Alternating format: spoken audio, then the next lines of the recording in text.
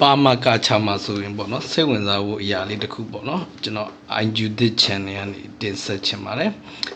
သူကဘာလဲဆိုတော့ဒီကြက်မွေးမြူတဲ့ဟာမှာကြက်တွေကို rotation system တခုအသုံးချရပေါ့နော်ဘလို့အသုံးချလဲဆိုလို့ရင်တော့ဒီကြက်တွေအနေနဲ့ကကြိုက်တော့သူကဒီကျွန်တော်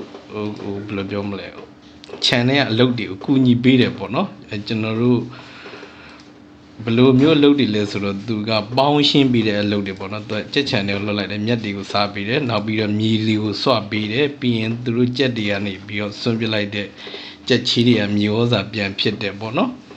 အဲ့ဒီသဘောတရားပေါ့နော်ပြီးလို့ရင်အဲ့ area တစ်ခုလုံးရဲ့ဟာကိုသူကလိုက်ပြီးရှင်းပြပေါ့နော်အဲ့ဒါကြောင့်မလို့ဒီပါမကချာမှာဆိုလို့ရင်